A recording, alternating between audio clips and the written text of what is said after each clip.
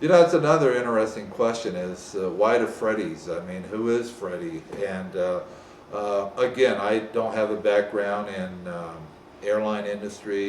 I'm not a marketing guy. I really, in the 80s when I started what I do, just thought about flying to earn miles. But when I got this idea for some sort of an award, actually, to go ask other frequent flyers and kind of poll the results, if you will, to determine the better frequent flyer programs out there, I looked around the industry for something that could be named after, you know, kind of like memorable. The Oscars, the Emmys, you know, they by and large have been named after some people, but some events, and sometimes just made up. And I didn't think the Randy sounded too good. That's my mom's name for me, and I'm proud of that. But I needed something else that was really relevant to the industry.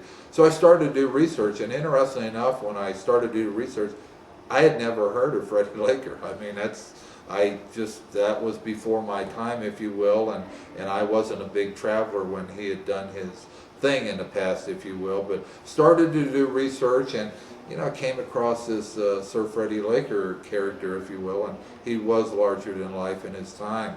But it turned out that the Queen of England knighted Sir Freddie for literally his contributions to the travel industry. He by and large kind of created what we call today the low-cost carrier syndrome. He was the world's first low-cost carrier.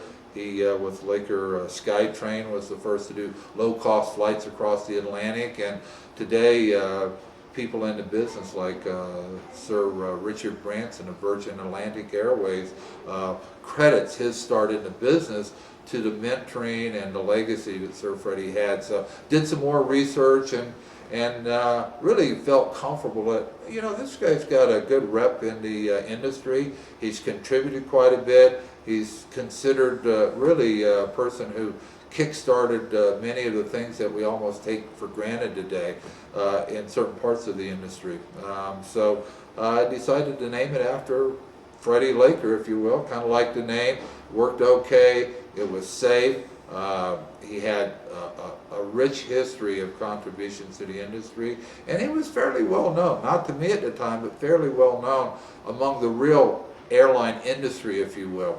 You know, I'm just a frequent flyer guy. There's no real icon, if you will, for miles and points, but pointing towards somebody like Freddie Laker, who did contribute quite a bit to the industry, was, I think, a very good choice. And as I said in one of the other statements I've made, that one of the highlights was actually meeting him and getting to know him real well before he passed away a few years ago. But yeah, Freddie Awards, aptly named.